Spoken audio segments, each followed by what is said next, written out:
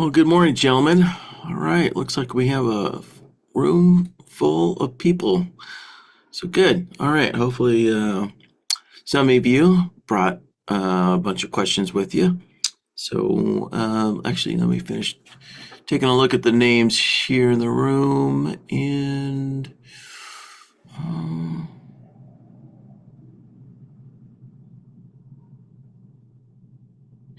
all right, I think I recognize all the names, but, just to be sure here, let me just double check and ask if there's anybody new in the workshop today or fairly new.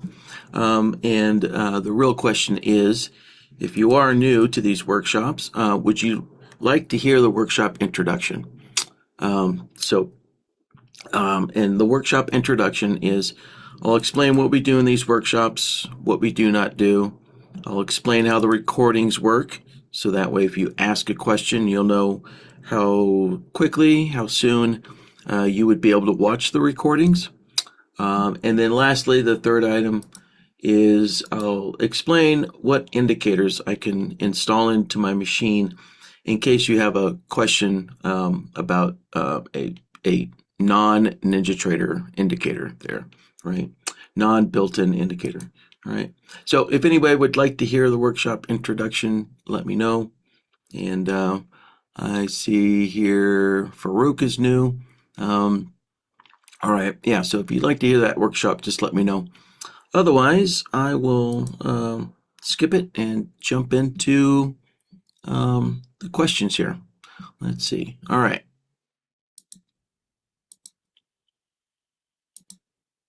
All right. Well, I don't see any takers for the workshop introduction. So let's see here. So I do have an emailed in question to get the workshop started. All right. So as you can see, I have two stochastics on my chart there. But first, let me see. Let me see what's going on in the Q&A questions here. So.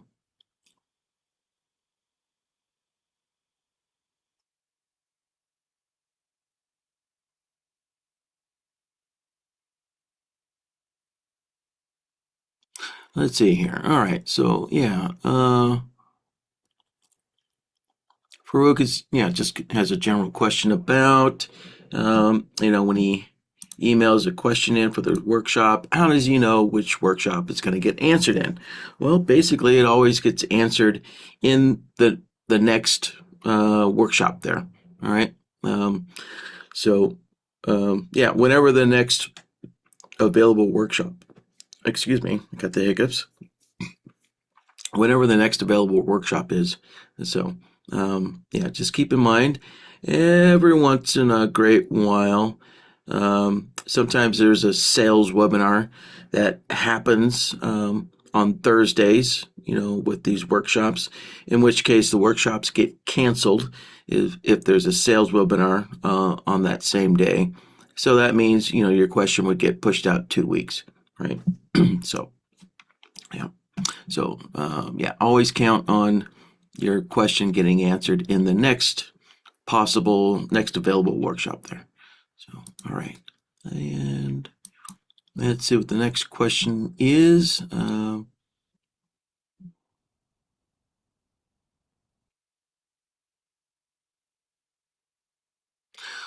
So Mark is asking, does NinjaTrader prop, all one word, which Mark, I don't know what that is. I don't know what NinjaTrader prop is. So I wouldn't know if it impacts Bloodhound or Blackbird in any way. Yeah. So Mark, if you can explain what NinjaTrader prop is, then I could possibly answer your question there. Let's see here. All right. So I'll just leave that question on the board. So let's dive into the first question here that was emailed in. So this is a fairly basic question, which is how to identify when two indicators cross each other within X number of bars of each other. And so the indicator, that was given, to use as an example is, the stochastics and the fast stochastics, right? So now, because, they are slightly different here, and also you might note I did slow them down. I slowed both of them down quite a bit because the fast stochastics, it generates just hundreds of crossovers. So I slowed it down to try to minimize those crossovers there. So getting back to the question is how to identify, when one indicator has a crossover within, one or two bars of the other indicator here. But also, so for the stochastics, we only want to identify when there's a crossover below 20 or above 80, right? Oversold or overbought, sorry. There you go. For both stochastics, right? It has to be below 20 or above 80. So, right. So, yeah, that's it. That's the question right there. And so let's open up Bloodhound and we'll start answering this question here.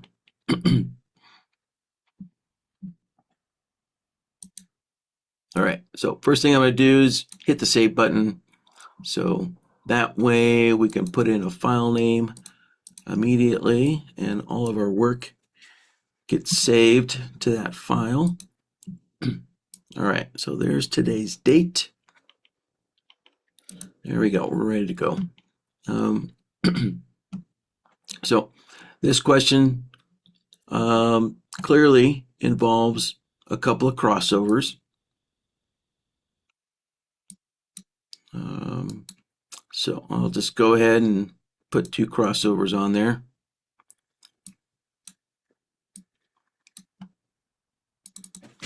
All right, and let's put a name in here.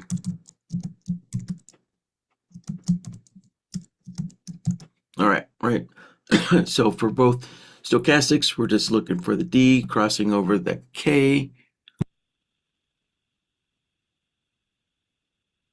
So input A, we'll plug in the standard stochastics. There. All right, just give the, there you go, give the indicator window a minute to open there on its first try.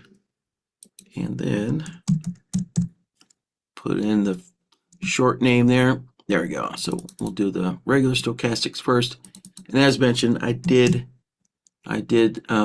stretch out the periods there to slow things down a little bit. All right. So input A, right, is going to be, whichever stochastics plot you want there. So I'm just going to go with the standard D first. And then input B will be the K plot. All right.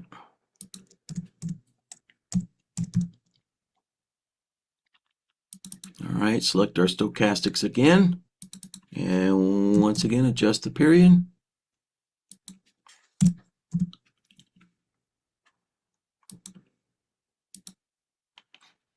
And there we go. All right, so we have our stochastics and the K line in input A and the D line in input A and the K line in input B.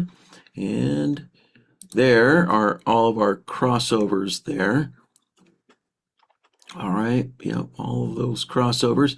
Next, let's do the same thing once again.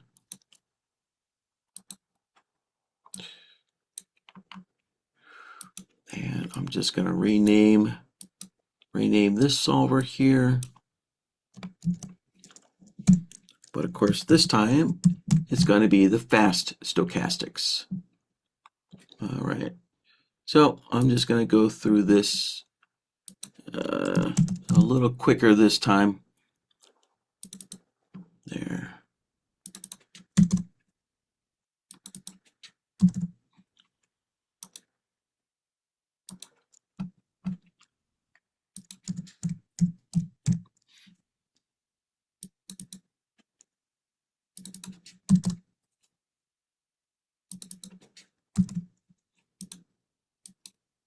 right, there's the K line. All right, so now we have our fast stochastics set up in this other crossover. And yep, that fast stochastics generates a ton of crossover signals. There we go. All right, now next step here is we want to isolate the crossover signals to the ones that are only below 20 or above 80. So to do that, we are going to need a threshold solver. Right, the 20 level and the 80 level is our threshold levels there. So let's see here. So this first one will be the stochastic. Now this time, let's see, I'm just going to look at the stochastic D line here. And I believe it's let's see. Yeah, this is actually, let me just double check here. Hold on, just want to make sure that for longs, yeah, for longs it's going to be below the 20 line. Okay, yeah, so this is a counter trend system here, so it needs to be below 20, yep, for a long and above 80 for a short. There. All right, so let's plug in our stochastics indicator. There. And again, always remember to adjust the indicator settings if necessary. And as mentioned, I'll just kind of stick with the D line there.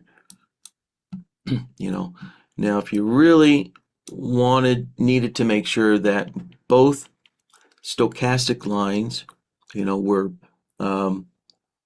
below 80 or above 20, right, then you would need a second threshold solver here, right, a second one, and then of course, have it looking at the K line, along with the D line there. So, but I think normally, my experience, it seems like people are okay as long as it's the D line there. So we'll just keep this simple. So next, we need to put the 20 and 80 line in there. So we're going to go into the threshold rules there. So for a long signal, right, it needs to be below 20, right? And that says greater than 20. So we need to change that. And I will include the equals symbol just in case.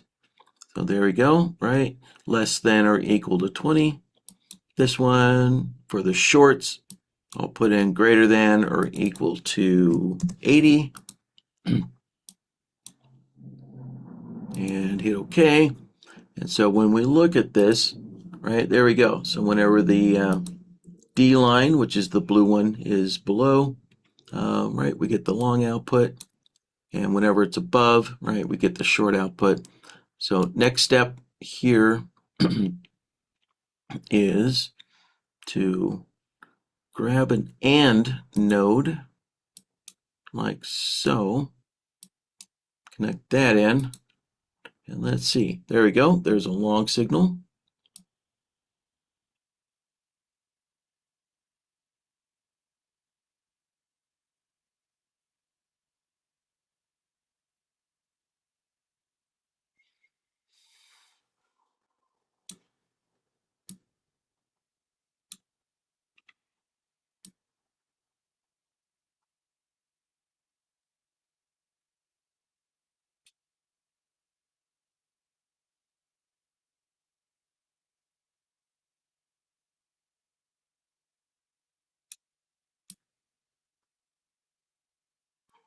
And all right, I just noticed, all right, I had my lines crossed wrong. All right, so I'm going to rearrange the crossover solvers here. Yeah, let's connect that up here.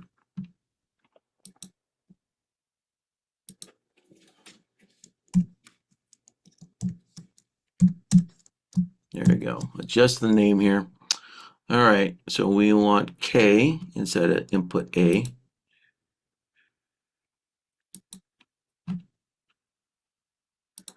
There we go. Just switch the plots. And for input B, we're going to switch those plots.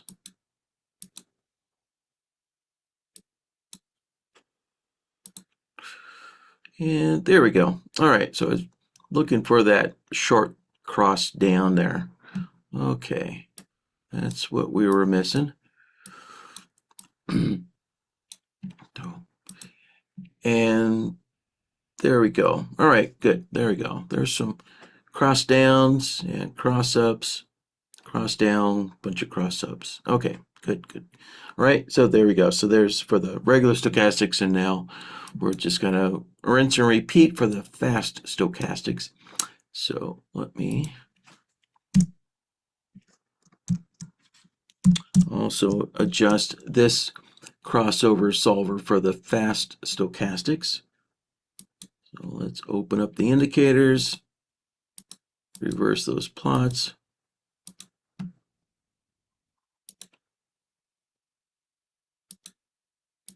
There. Okay, great. Now, for doing the fast stochastics, I can take this threshold solver, I can copy it, and I'll paste a new one down here, like so.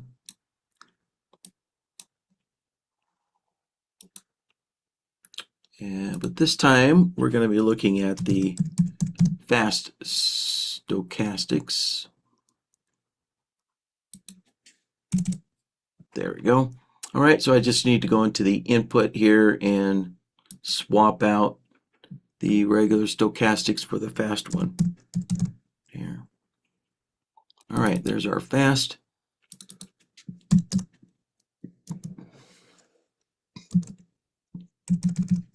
There we go. Yeah, and I'll stick with the D line there as well. And since we made a copy of the first threshold solver here, since this is a copy, our threshold rules are already set up for us. And if we take a look, there we go. So the blue line, right, is the D line, and when it's below 20, a long, and when it pops above 80, a short. So there we go. All right, and let's grab another AND node, like so, and let's take a look. Yeah, so there we go. There's a crossover, crossover, crossover, crossover, crossover. So great. Yeah, and yeah, I just want to iterate again.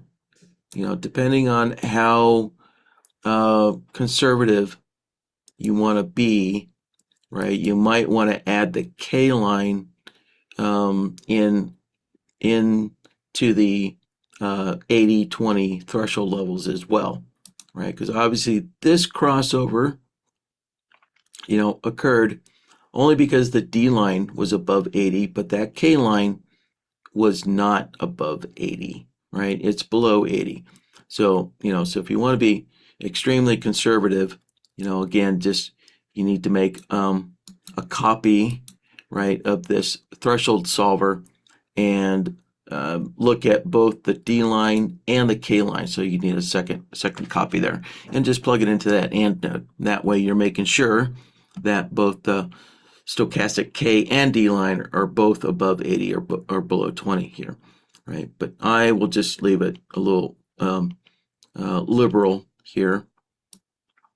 All right, so now we're actually getting to the key component here of the question, which was, how do we identify when we have two crossovers, within a couple of bars of each other, right? So that's for the fast stochastics, and this is for these slow stochastics, right? So it looks like we actually have a crossover exactly on the same bar there. So this is the regular stochastics, and if I plug this in, right, that's the fast stochastics. And we can actually take another AND node. If I connect that in real quick, yeah, there we go. So we actually got one that happened on the same bar, but what if they don't necessarily line up exactly, right? So what I'm going to do is we're going to push those back a little bit, and we're going to add a signal extender like so. All right. Now for the signal extender, there, let's take a look here, right? So there we go, right? We have a crossover, but now that crossover has extended out for 5 bars, so allowing for the fast stochastics to catch up, or it's probably going to be the opposite, right? It's probably going to be the fast stochastic crosses first, and then the regular stochastics needs to catch up. All right. So with the signal extender, right, the default is extend for 5 bars. So let's just reduce that down to extending for 1 bar, right? So we're taking the crossover signal and then extending it 1 additional bar. So now we have, right, we can see down here, right, we have 2 bars here, 2 plots with a short signal there on 2 bars. So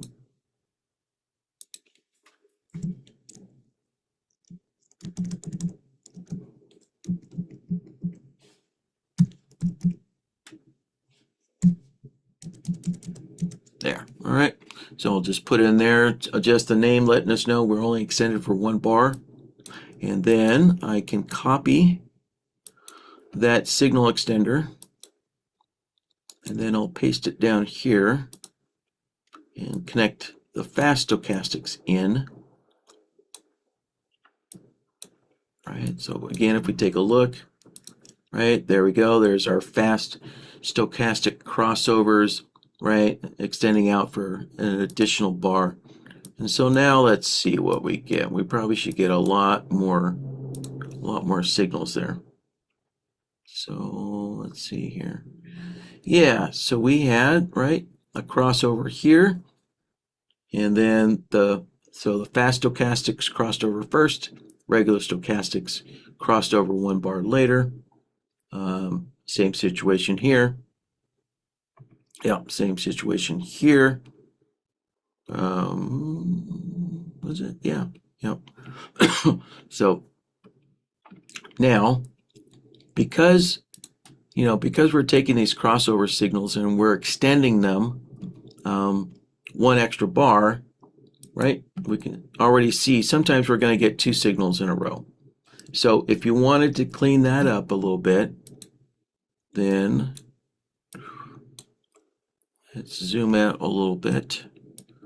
Then at the end here, we can add another function node, add a signal blocker, like so. And because we only get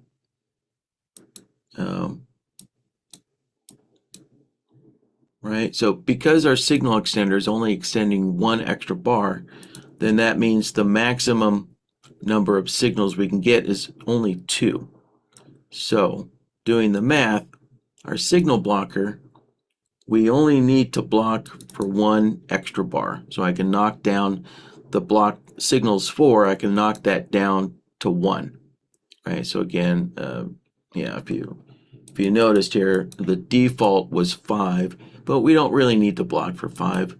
So let's just knock it down to 1, and there we go. We're good to go.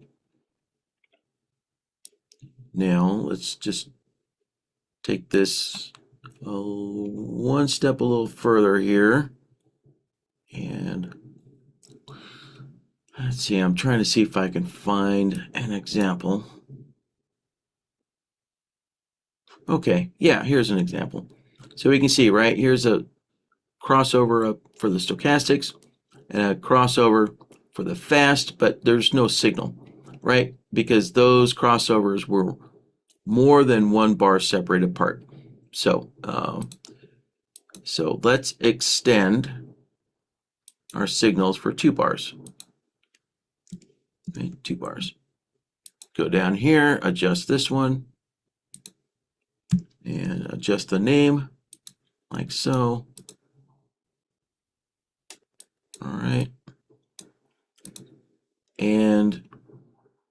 Yeah, there we have it. Now we do have this, these two crossovers here as well. But because we're extending for now an extra bar, 2 bars, right? Sometimes we're going to get, oh, look at that, 4 signals in a row. So we were able to get 4 signals in a row. So now if we look at the signal blocker, which let's slide that over there. So let's take a look at the regular signals. So there's 4 signals in a row. And if we look at the signal blocker, right, because we're only blocking for 1, then we get a signal, the next one gets blocked, but then another signal shows up. So we just need to increase the blocking, the signal blocking, knock that up to 4. There we go.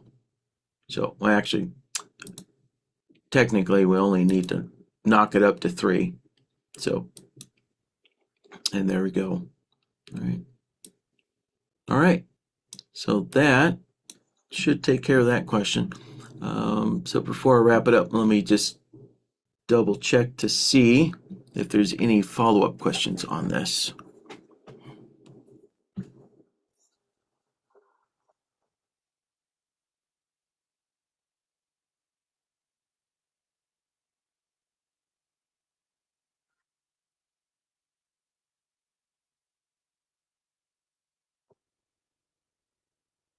Let's see here. Jacob says it must be the K, which is the fast one.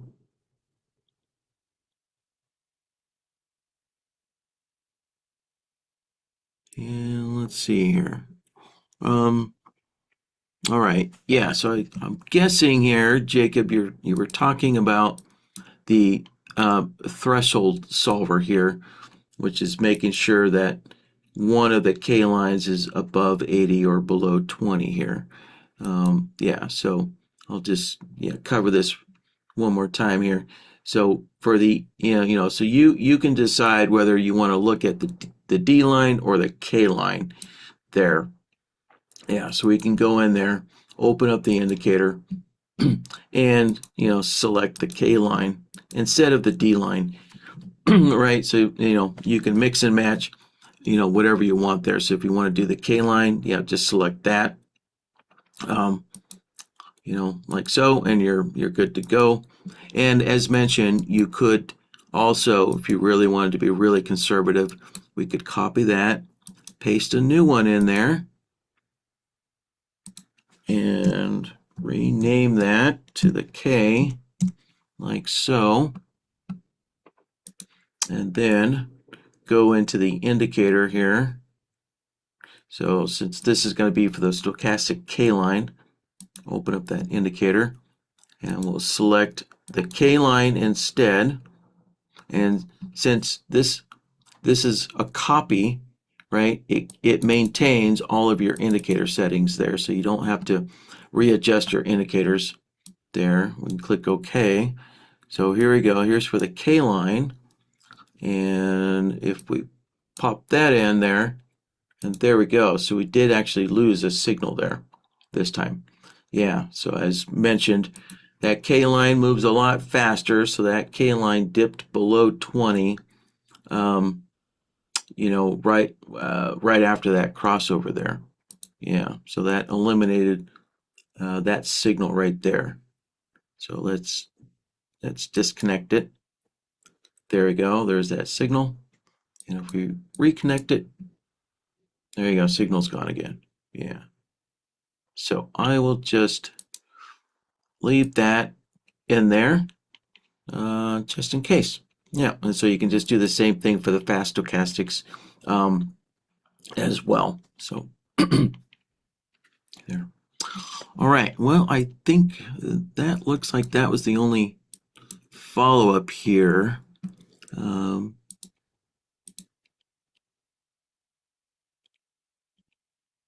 So, and okay. All right. So, yeah, let's see this. Yeah, this question here was from Jacob. So, all right, Jacob, there you go. And, okay. All right. Well, I don't see any other follow-up questions on this topic here, so let's name this. And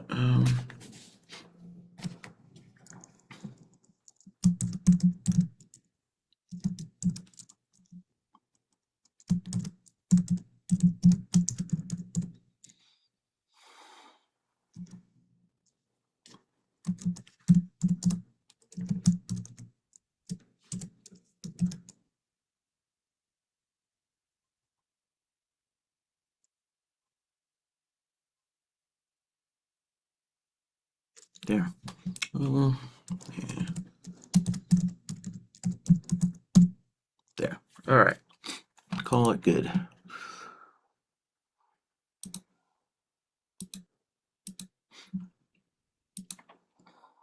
There.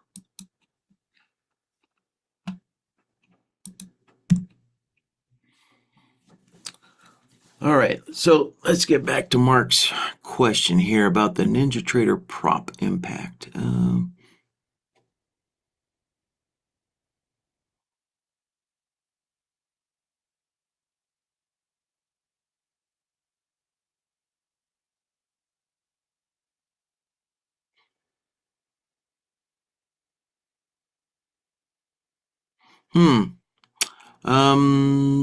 Mark, that's a new one on me. All right, so Mark is saying that this NinjaTrader prop is a um, more user friendly for prop firms. Okay. Huh. Um, yeah, I have not heard of that. I'm guessing that is a third party uh, piece of software, not actually from NinjaTrader, would be my guess. Um, so generally speaking, yeah. If your question is about a third party piece of software, you would have to go to them if you got questions about their software and how it interacts with Bloodhound. You know, we have no clue how other people's software might impact Bloodhound or Blackbird. Um, so, because we didn't write their software, so only they would know if their software can affect other indicators. Yeah. So yeah, the programmer, yeah, any programmer who writes, code for NinjaTrader, they'll have some kind of inclination if their software can impact other indicators and whatnot. So they may not, obviously, they're going to say the same thing, hey, we didn't write Bloodhound or Blackbird, so we don't know exactly, if it can impact those two pieces of software. But they would have some kind of understanding if their software can impact basically the NinjaTrader platform, and thus impacting other indicators. So, yeah. But really, the realistic answer there, Mark, is you are the one pulling in two pieces of software together. So you just have to do your own testing. That's the only real answer that you're going to get because shark indicators, we don't have other people's software, so we have no idea, and other vendors don't have our software, so they won't have any idea as whether their software would impact Bloodhound or Blackbird. So, yeah.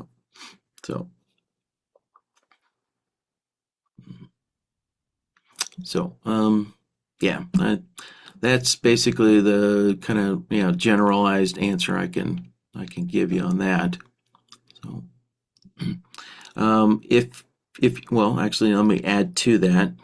Um, if you would like, um, feel free to ask the creators of this NinjaTrader prop software.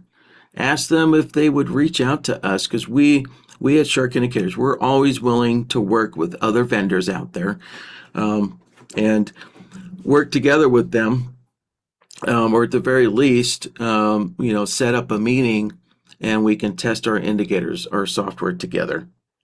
So yeah, Shark Indicators has always been willing to meet with other vendors. The difficulty has been other vendors, in our experience, are just paranoid. So they're afraid to meet with us um, um, due to irrational paranoia, in my opinion.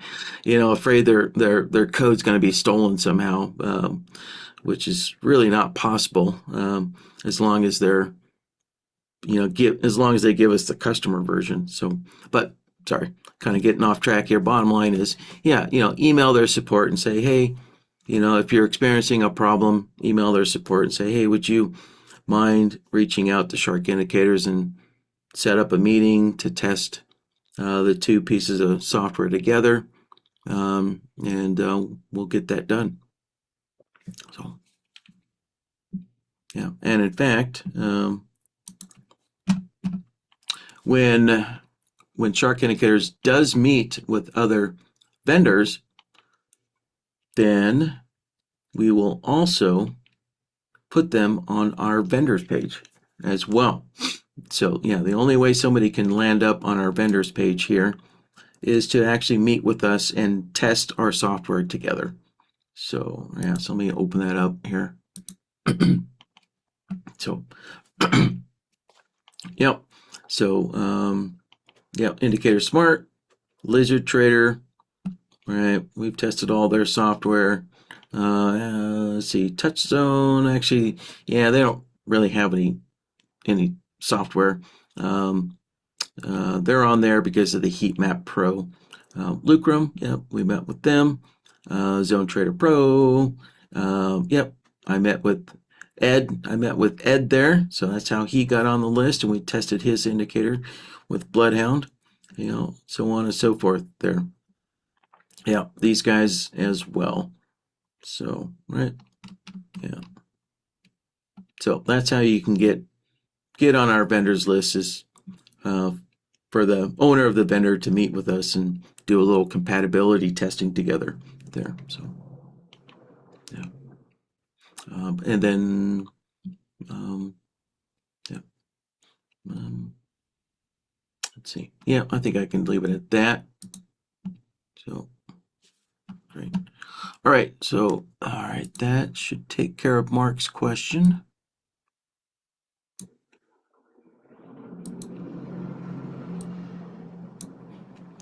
And let's see what Sunil has here. All right, yeah, so Sunil just wants to know how to get Bloodhound on the chart. Yeah, you bet.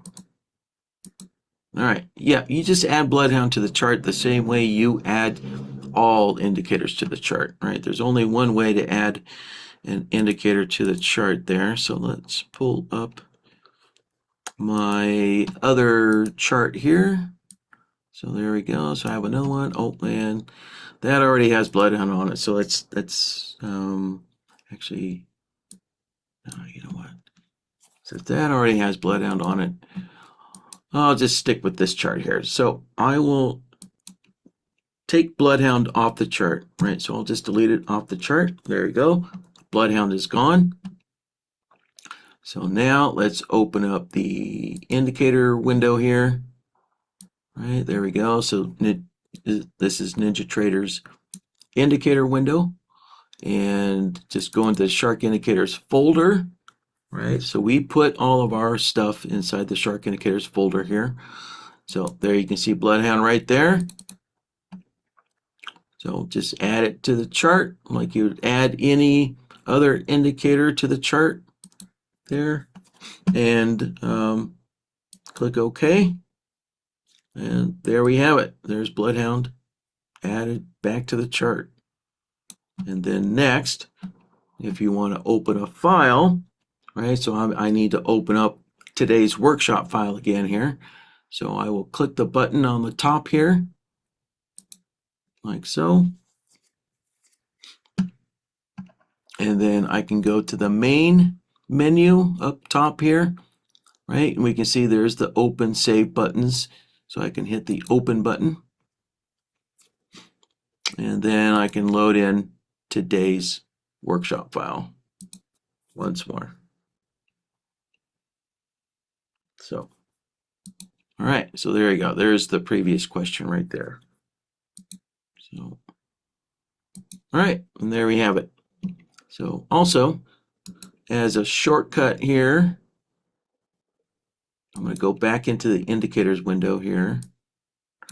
So if I select Bloodhound down here, you can see right here is the template file right there. So you could, save yourself a couple of seconds, right?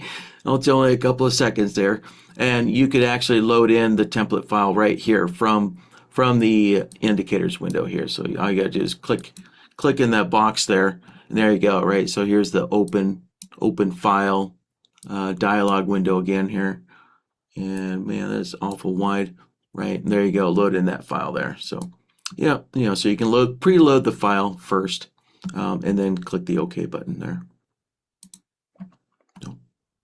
Okay.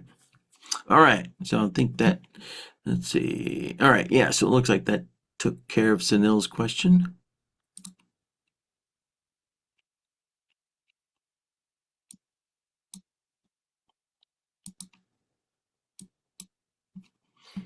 All right. Looks like Kevin has a question here.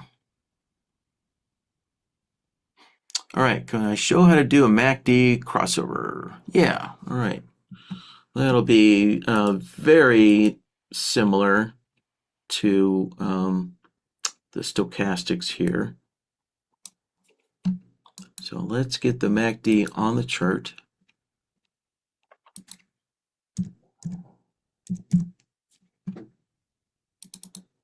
All right, there's our MACD, and I'm just going to use the standard settings. And let's see here.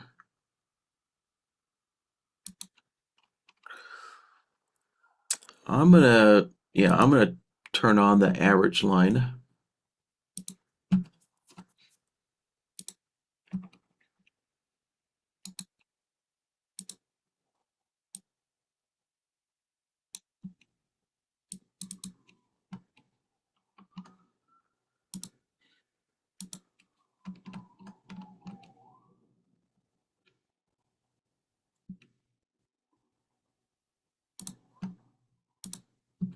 There. All right, so we'll demonstrate doing a couple of different crossovers here.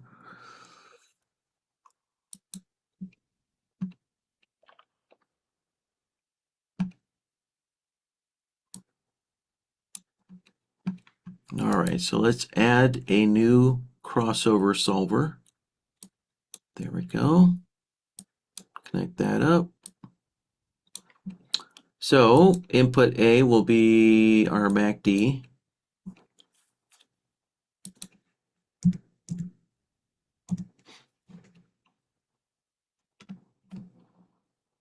There we go. And this time I'll use the MACD line there. So it's already selected. And so let's say you wanted to know when the MACD crosses the zero line. All right, so input A, we're going to switch the input type to a fixed value. Right, and zero, the zero line is our value. Right, there we go. So there is the MACD crossing down zero, that barely crosses up, crosses down zero, so on and so forth. Right. And let's see here, we're missing that crossover. Let's see.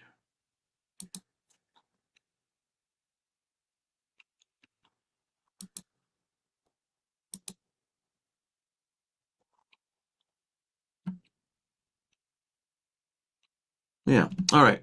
So if that happens, we just need to reload. So that way Bloodhound can get a fresh set of MACD values there. And there we go. So,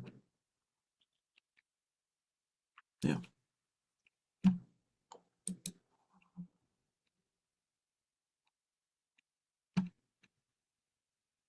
All right, so this is the MACD crossing over the 0 line, changing the input B to a fixed value.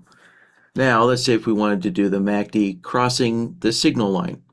All right, so I'm going to change the input type here for B, change it back to indicator value. This time we'll open up the indicator. And as you might imagine, we're going to load in the MACD indicator. Right, and of course this time we'll select the average line, like so. And there we have it. So there's a cross up of the signal line, a cross down of the signal line, right? Cross up, cross down, right? So, yeah, those are the two basic types of crossovers that you would get with the MACD. So, yeah.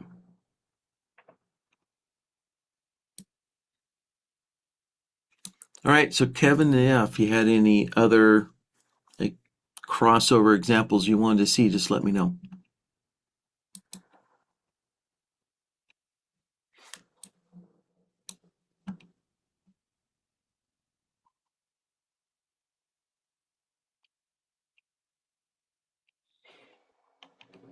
Yeah, let's see here.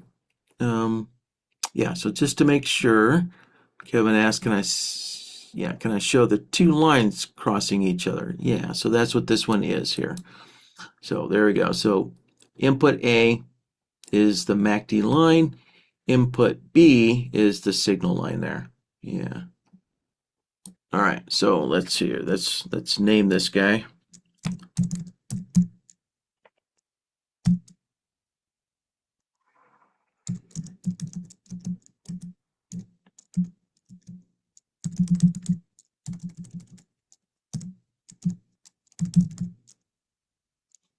There we go.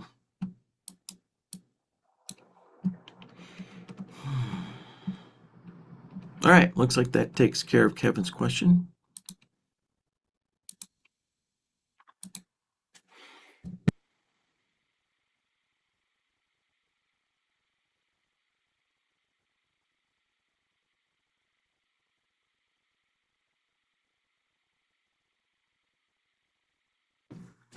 All right, looks like Farouk had to leave us. Okie doke. And Doug is up next.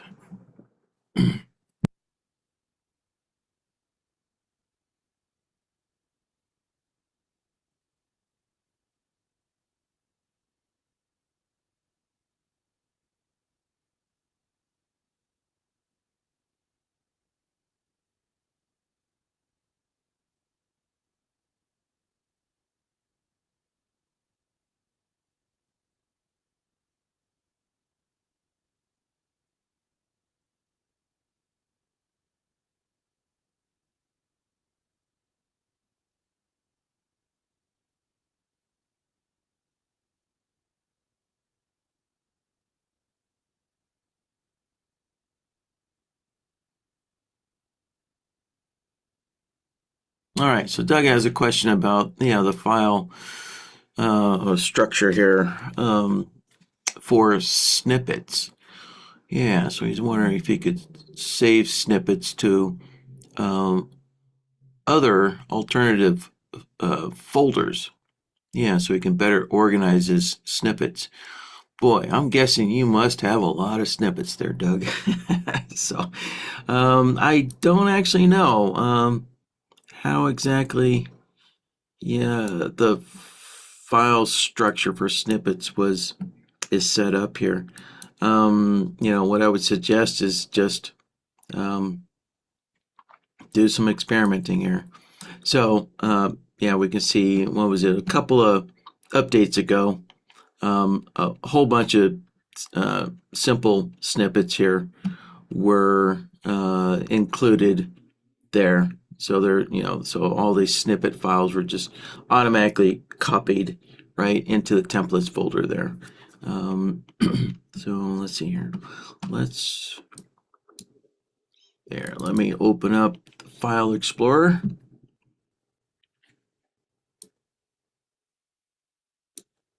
Yeah. So these snippets here is what Doug is asking about. And these files are located inside of NinjaTrader's templates directory. Open that up. And there we go. So there's the Blackbird one. Scroll down. There's the Bloodhound one. And here's all the backups from every time there's an update, right? A new backup gets created. So, So if we go into the Bloodhound directory, the actively working one, then I will sort by name.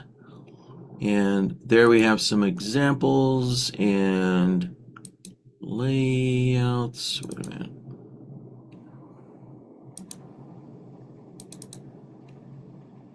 And, oh, hold on.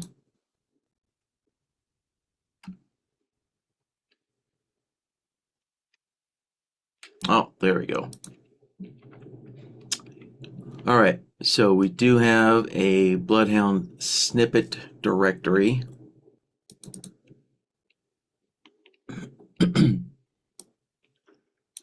Yeah, so Doug's question is, yeah, can we put subfolders in here? So one thing I'm very certain of is they all do have to be within this Bloodhound snippets folder, right? So you can't create. So going back to the templates directory, right, the snippets here is not going to look in one of these other directories. So so I'm going to try creating a subfolder here.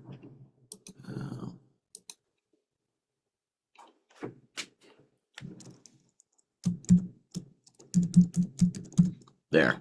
All right, so I'll just make one called samples, and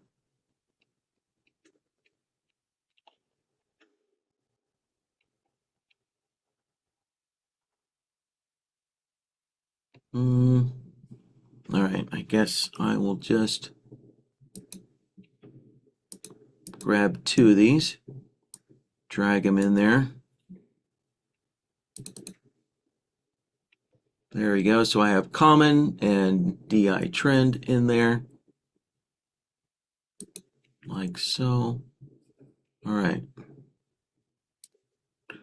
And so next, I'm going to reload the chart. There we go. So that's going to force Bloodhound to re-look at the snippets directory. So let's go to the snippets tab there. And all right, yeah, so I can see common and DI trend is no longer shown here, but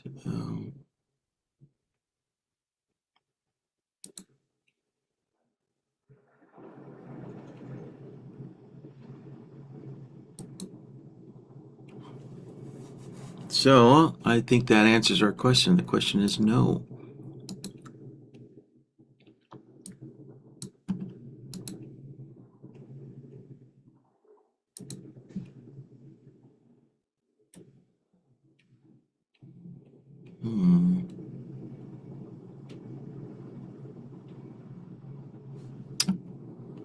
Yeah. So, in thinking of, going way back when we kind of thought of this idea, the snippets library was designed to be, simple. We didn't really imagine anybody having hundreds of snippets, maybe a dozen, may the average the average person might have up to a dozen, extreme users might have a couple of dozen, but we didn't really think that the number of snippets would get so large that people would really need to put them in subfolders to categorize them. So yeah. So I mean, we didn't really kind of plan this out for that level of complexity. for an extreme number of snippets. So yeah, so best thing to do is obviously use a naming convention there. So as we can see, all the ones, um, all the ones included with the installer, have a designation SI. So yeah, there you go. So there is no limit on the length of the name. So so you can get pretty creative by with your naming convention. Um, and yeah, as you can see, they are organized. I'm pretty certain they're all organized by alphabetical order there.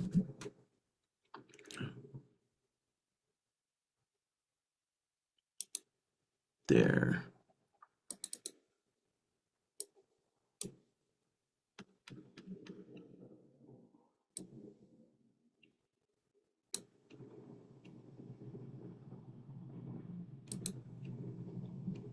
And oh, look at that. All right. So as soon as I moved those two files out of the sample, it automatically updated. So cool. Great. So actually, I did not have to reload Bloodhound.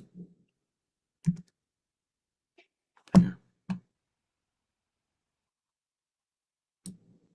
All right. And so just to extend this question out here for everybody else, you can share these snippet files here, with your other backup computers if you have them, or with any trading buddies that you might have. So let's say you don't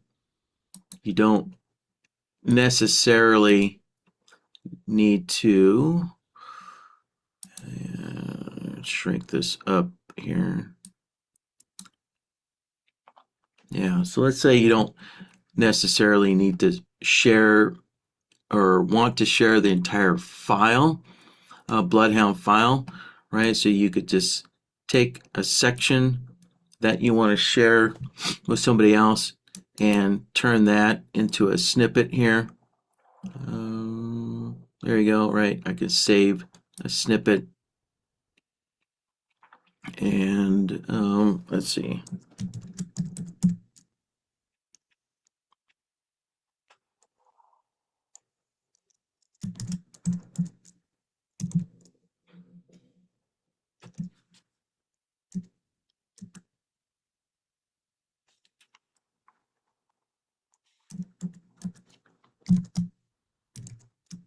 There. All right, so a good long name there. And there it is. All right, there's that snippet I just made. And so if I go back to this Bloodhound snippet folder here, let's see, where is it? There we go. Yeah. So you can just copy these two files there and email them, to whoever, or copy them to your other computers there. Yeah. So you can see one of these files is just an image file. So if you double click on it, there you go. Right, just a little image file of the solvers that are in that, or the nodes, I should say, the nodes that are in that snippet there. And actually, that is not the one I made. All right, there it is. All right, there it did. Yeah, I was wondering why the word fast was not included. Okay, there you go. That's the one I made. Yeah, so there you go. The two solvers, and node, and the signal extender. There we go. Yeah. So it's not mandatory to have the image file. So if I delete it, then what happens is, right, you just get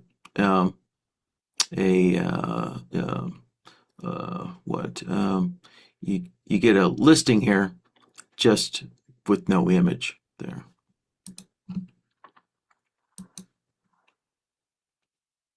There we go. There, the image back on there. So, all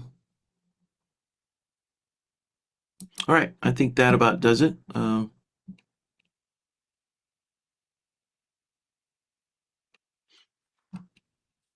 Yeah, let's see here. Yeah, Doug said he saw the open folder. Yeah. So, yeah, as you can see, all that does is it just opens the file explorer here. So that way, yeah, you have just, saves you a few seconds opening up the Explorer window there. So that way you can copy the snippets out and, stick them in an email or put them on a flash drive, whatever it is, however you're going to transfer them to some other computer. Yeah, just that's all it does. So.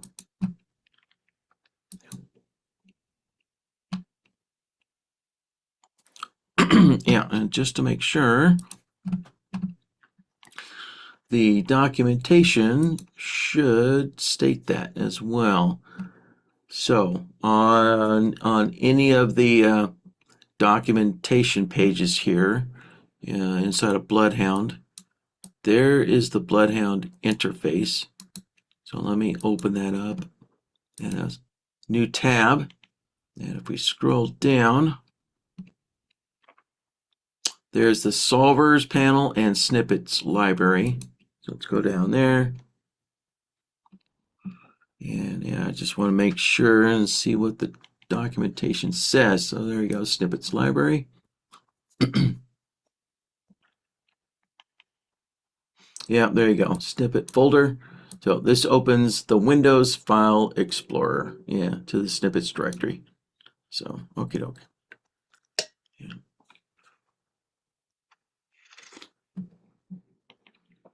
Yeah, and so for anybody else who might be interested, right, here's basically a little summary there, right, of what the snippets are as well.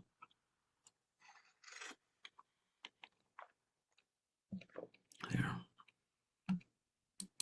So, all right. And all right, yeah, you're welcome to Jacob. So, yeah, so of course, everybody is always welcome to email questions in for these workshops here. So, look, if there's no questions, then there's nothing for me to do. So I'm always asking for people to email their questions in for these workshops. Otherwise, they get kind of boring for me,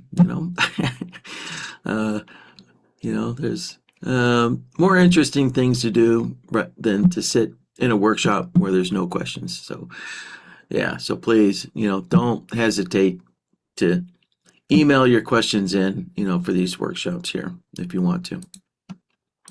So,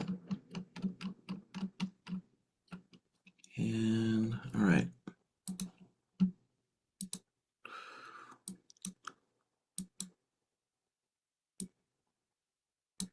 All right, well, I think we're done with the snippets questionnaire.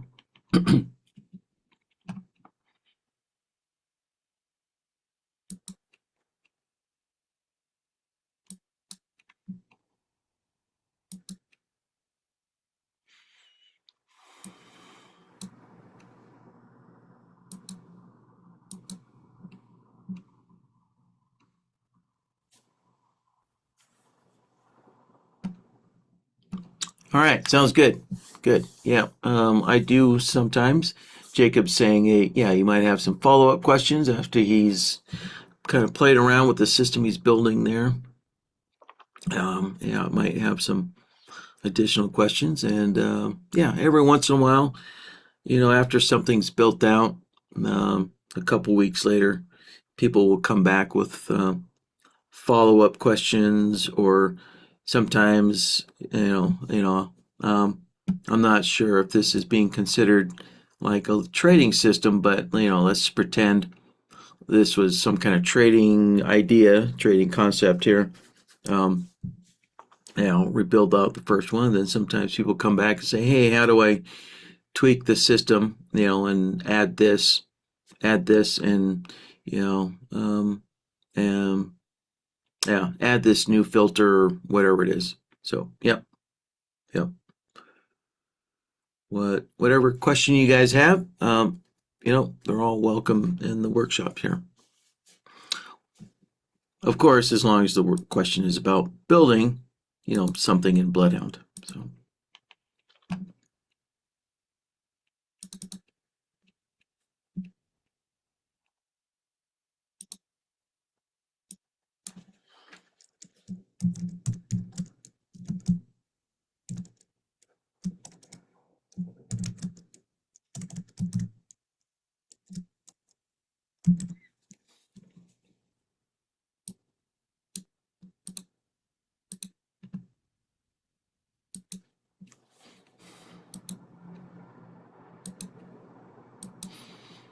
All right, well, we're just past the 1 hour mark and it feels like things are slowing down already.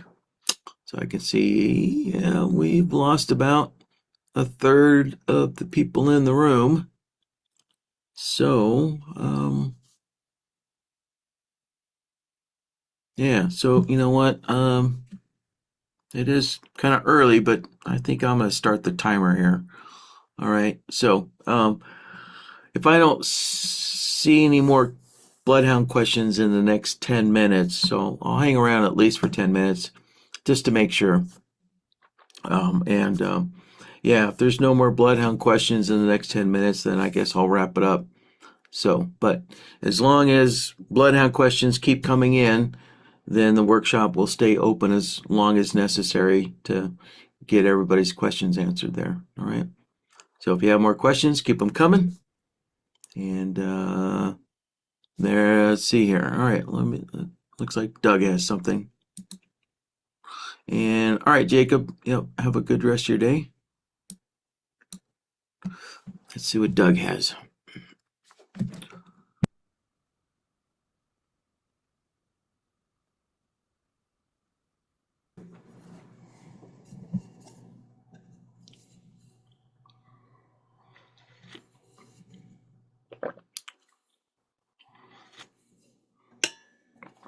Yeah, so Doug is asking if you change the plot colors here of Bloodhound, right? So the default colors are, red and green, just like with the, with all the NinjaTrader indicators, right? They all have default plot colors as well. So if you change the colors there, does it change the colors on all the other charts? No, it does not. So, Bloodhound's plot colors work just like all indicator plot colors. So, all right, Bloodhound doesn't have any special capabilities in controlling the plot colors here. Let me kind of minimize some of these. There we go. So under plots, right, there you go. Just like all indicators, right, there's a plot section here. And Bloodhound says plotting out, right, the long signals and plotting out the short signals there. And of course, you can go in there and modify, the colors, the style, just like all the indicator, right? You can modify all this stuff there. So I could put it on line. Where's line? There we go. We can put this on line if we wanted to. If I hit apply, right? And there we go. Oops. That is awful thick. Let's knock that down a little bit. There.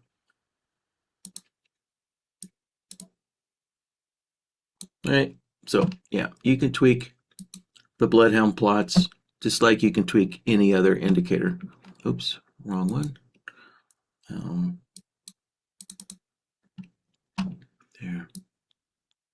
So, and just like all other indicators, if you change the plot colors on one chart, it doesn't change the plot colors on other charts. That's all controlled by NinjaTrader, all right? So Bloodhound doesn't have control over all the charts within your workspace, right?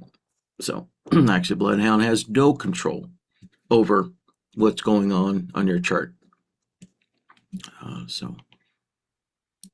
Yeah. Now, you can, of course, use NinjaTrader's template system, but we recommend that you do not do that because NinjaTrader does not know how to handle missing files.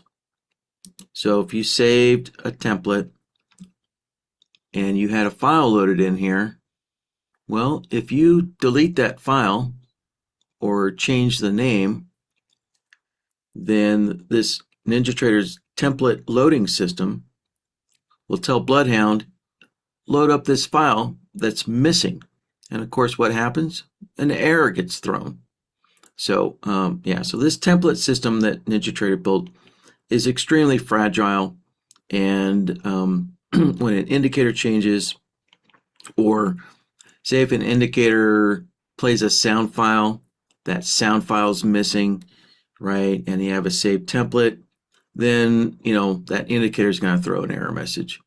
So we recommend that you only use this if you know exactly how it works. So you really need to reach out to NinjaTrader support and make sure you fully understand how their template saving system works there, because otherwise, like I said, you're going to get error messages guaranteed down the road once a file is missing. So yeah.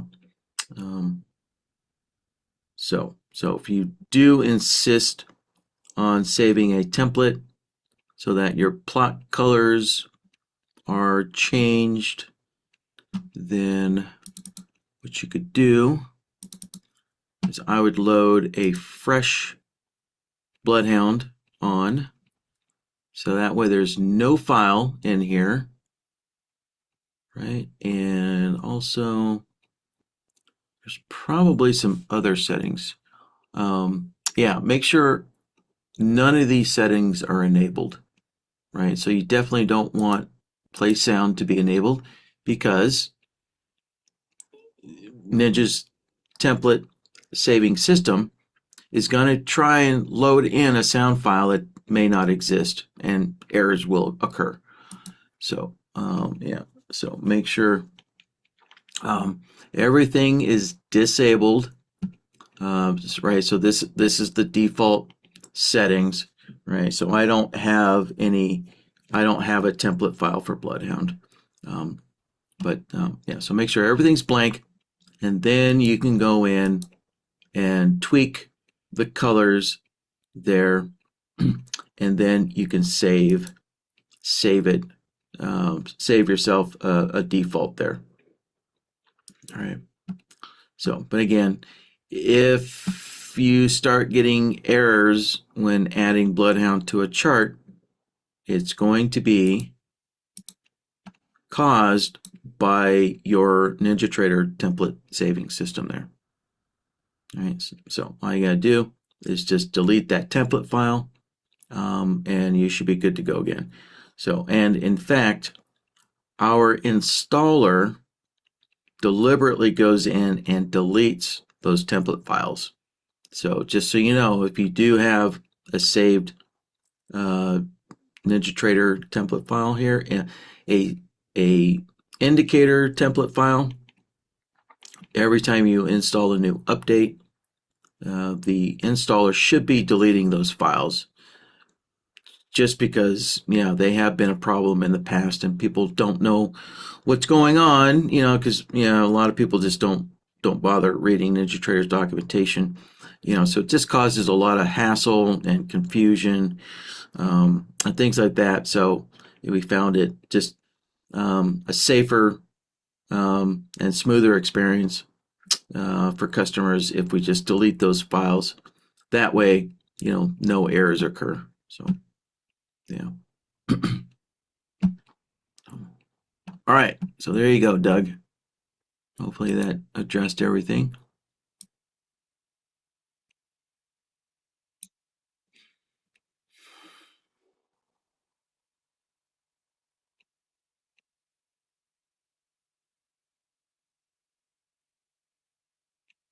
Let's see here. So Doug has a follow-up question to this.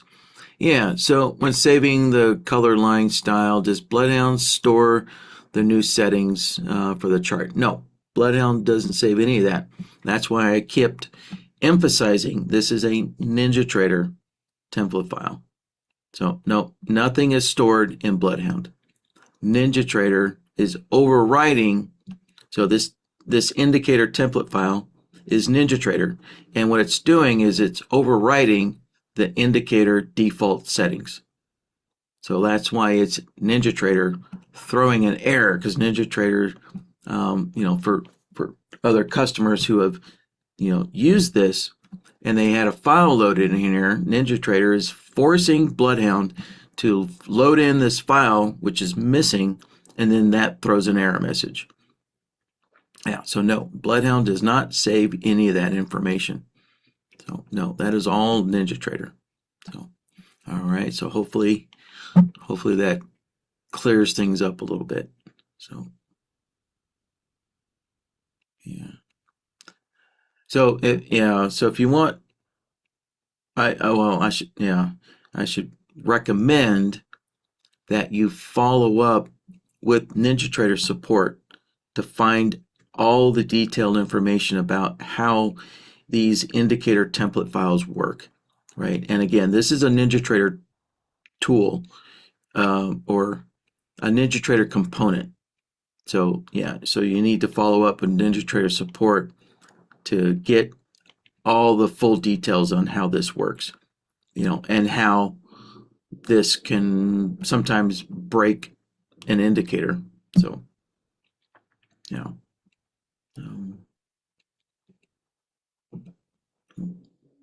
All right. So let's see here.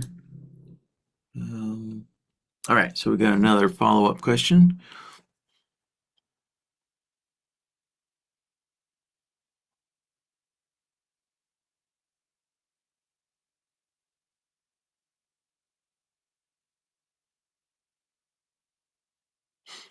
Yeah. So Doug's saying, yeah. So the only implication is, yeah, if you wanted different colors on your charts, you had to set them up every time.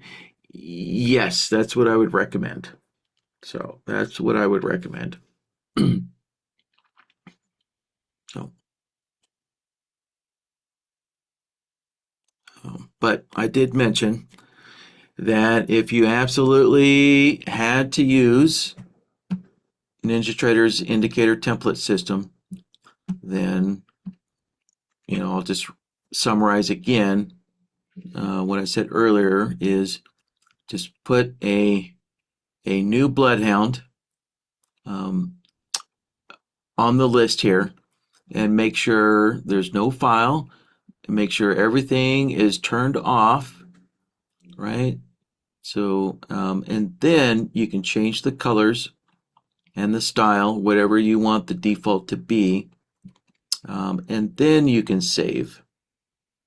So, yeah, then you can save a indicator template file there. And so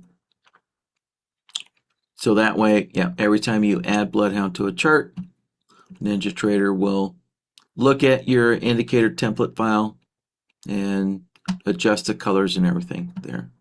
Yeah. But again, just want to caution you that, if you it is very likely that at some point you might accidentally save an indicator template file with some kind of setting being used, and from that point on you're going to get errors whenever you add Bloodhound to a chart. All right. And that just means you just need to delete that indicator template file.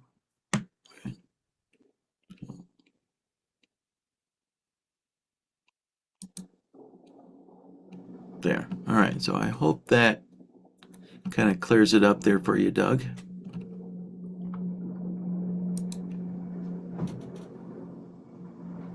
There.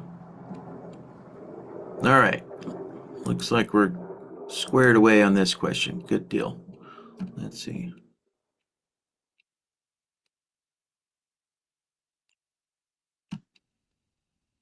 And all right, let me cancel that. Oh, hold on. Let me put Bloodhound back to the way it was. Actually, you know what? There. I think it's easier if I just remove it.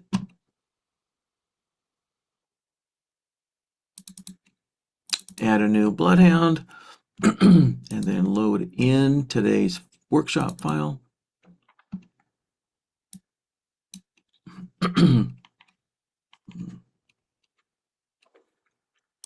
And there we go. Okay, good, good. All right. Let's see here. All right, so Kevin's asking, how do you backtest a strategy? Actually, NinjaTrader does the backtesting. So all you have to do is, so with Raven, the backtest mode is turned on by default. All right. So, yeah, I'm pretty certain that only Shark Indicator strategies have a backtest mode that you can turn on and off. So, because by default, all strategies always run a backtest. So that's the default mode is, and it's not the strategy that runs the backtest. It's NinjaTrader. So NinjaTrader by default always runs a backtest on every strategy that you turn on, enable there. Yeah. So again, Raven has the backtest mode turned on by default. However, Blackbird, if we load up Blackbird, and where is it? Is it under options? There we go. Yeah, so under options, the backtest mode is turned off by default. So if you're using Blackbird and you want to run some backtests, all you got to do is just enable it, and there you go. You're good to go. So, and of course, you do have to always enable your strategies there. All right. So there you go. That's all you got to do. Just make sure you enable the backtest mode and you're good to go. So, yeah. So we at Shark Indicators, we don't actually teach you how Ninja's backtesting works. That's really for NinjaTrader to teach you how to use their backtesting, because the strategy doesn't do the backtesting. It's NinjaTrader that does the backtesting. Yeah.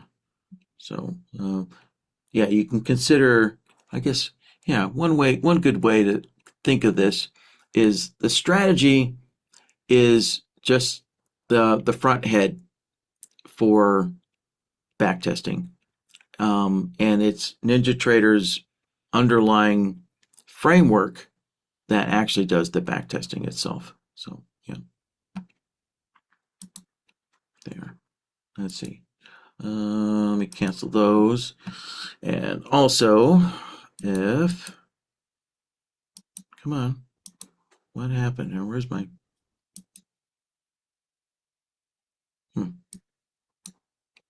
there we go. All right, lost my toolbar for a sec. There. Now, I think we do have some videos here to kind of give you the basics there of running a backtest. And actually, let's see here. Yeah. So so if you go to support and documentation, right? The first one on the top there, right? It'll take you to this getting started page here. And you can see here's some getting started videos. I think one of these videos is a super quick introduction There, yeah, backtesting Bloodhound and Blackbird. The backtest loop.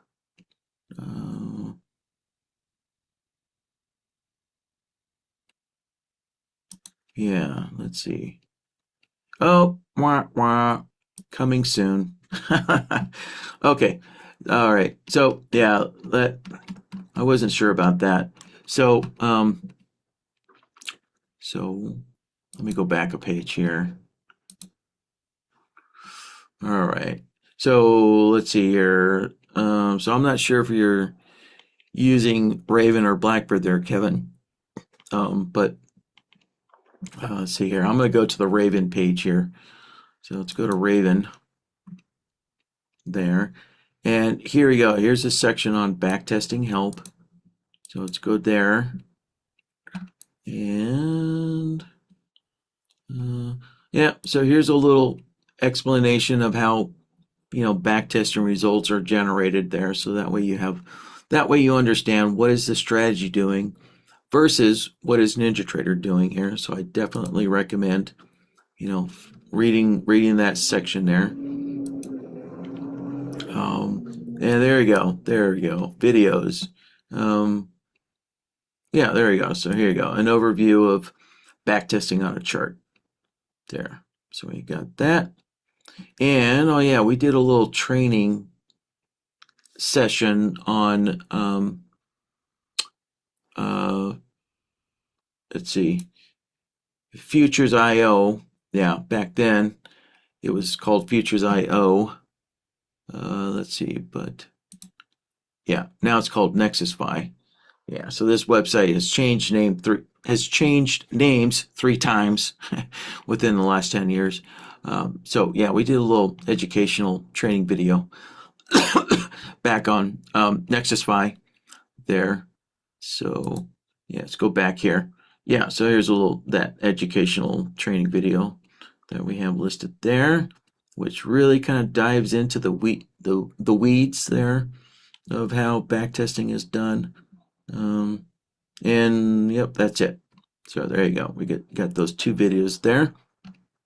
And these 2 videos are also on the Blackbird page. So let me scroll back up to the top here. Yeah, so this is the Raven page. But if we go to Blackbird and go to the introduction here. So on Blackbird, again, there you go. Yep. So there's backtesting tips. Oh, there you go. And here's the video section here. So we can go to the video section, and once again, right, there's the same video there. And there's that educational video there, so on and so forth. And that same summary of how backtesting is calculated there.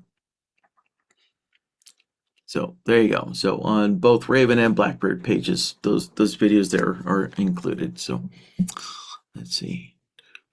All right, looks like we have a follow-up from Kevin.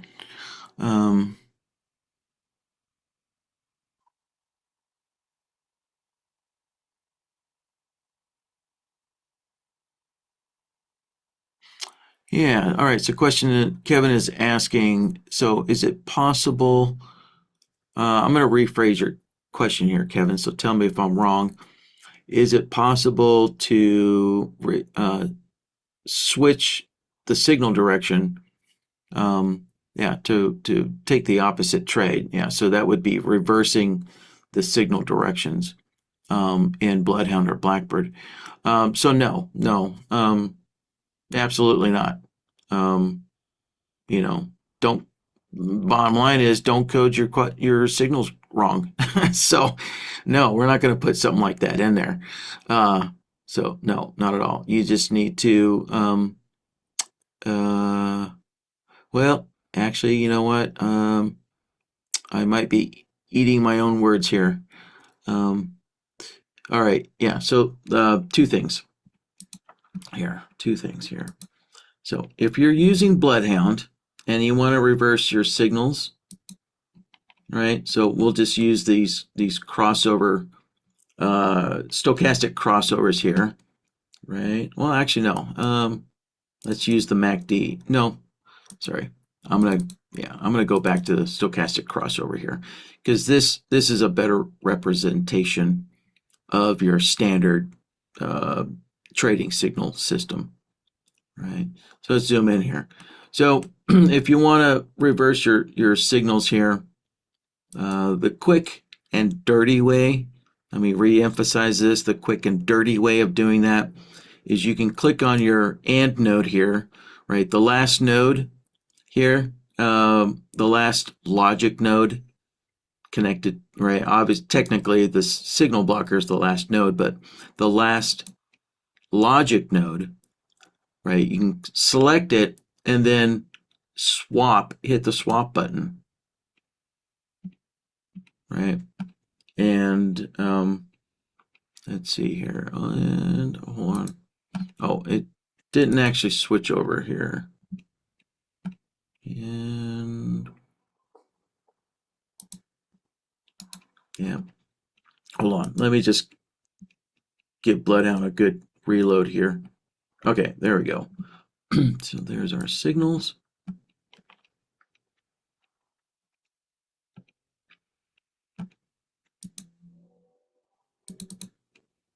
All right. Click on the AND node, hit the swap button, and there we go. So we can see those two short signals, right? Were swapped to longs, and those two longs were swapped to shorts. So that's the quick and dirty way to reverse your signals. Or you could add, I would say the proper way to do this is actually add a function node here. So that way you know that your signals are being reversed. Right, connect that in. And then the long short modifier, we can see the mode is defaults to swap. So there you go. Right, so my AND node, right, we can see it's no longer swapped. Right, you can tell because it has that little icon in there. Right, you see that little recycling icon there, tells you that the signals are swapped or reversed. Right, yeah, so this would be the proper way to reverse your signals, is use a long short modifier, and there you go, like so. Right.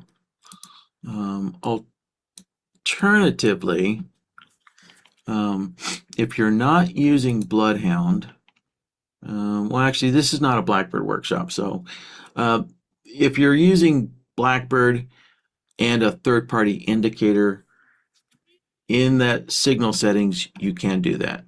So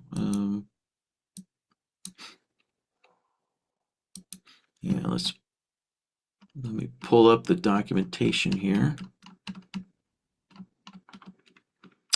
So Blackbird, and there we go. So we want to go to the trade signals. So yeah. So for Bloodhound trade signals, there's no way to reverse them in Blackbird.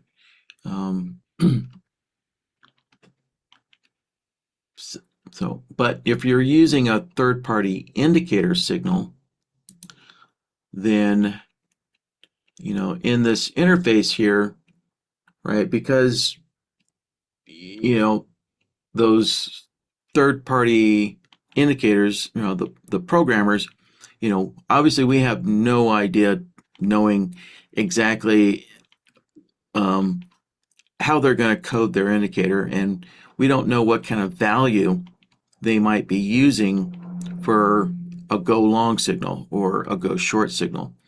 So this interface here, you can see you get to select what the value is going to be from that indicator. So the default is for third-party indicators, when they give you a go long signal, usually the value is greater than 0. But you can reverse this. So you could, so for a long signal, you could switch this to say less than, right? So you can see for shorts it says less than, but you can reverse those here. You can put less than for the longs, and for the short entry signals, you can switch this to greater than. Yeah, so you can manually do that. You have the flexibility to change, what value to look for long signals versus short signals. So, but Bloodhound, Bloodhound signals, you have to set the signals up correctly in Bloodhound. So, yeah, yeah. So you can see here, there's no way to determine what the value is for a long versus determining what the value is for a short entry signal, right? So, yeah.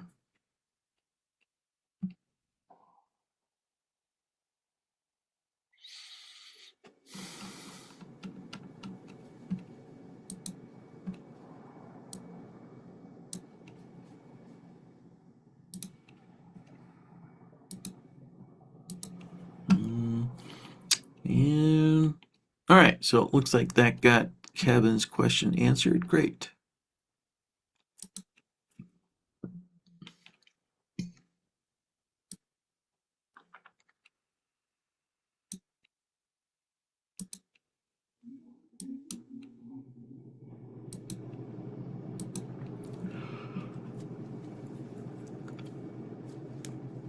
Well, all right, we are a little bit past the 1.5 hour mark, so not too bad for a Bloodhound workshop. So, all right, I will start the timer again, and I'll give you guys at least 10 minutes to come up with some more questions for me. Yeah, and so yeah, so if you have more questions, please go ahead and get them in the Q&A window for me. But otherwise, yeah, if I don't see any questions, if it's quiet in this workshop for the next 10 minutes, then I will assume we are done for the day and wrap it up.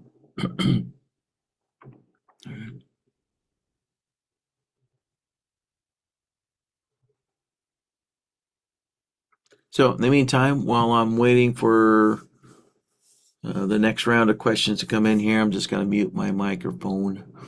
All right.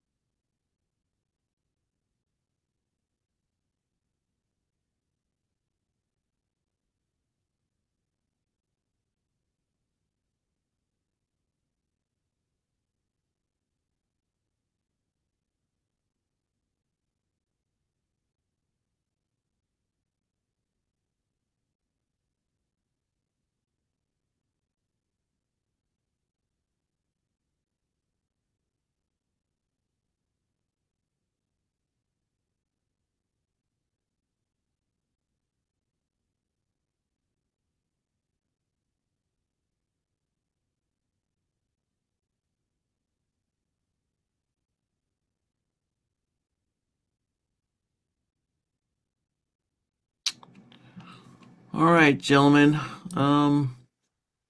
It's been about 10 minutes and I haven't seen any more questions, and we're slowly losing people in the room. So, yeah, looks like today was a little bit of a shorter workshop than usual. So, all right, so I'm going to wrap it up there. Call it, call it quits for the today's workshop. So, let's see here. Yeah, you all know the drill. So, if you have questions for Blackbird tomorrow, you can either email them in, or I will see you in tomorrow's Blackbird workshop and get your questions answered then. All right, if I don't see you tomorrow, then otherwise have a good weekend, and I'll see you next time. Okay, bye bye, guys.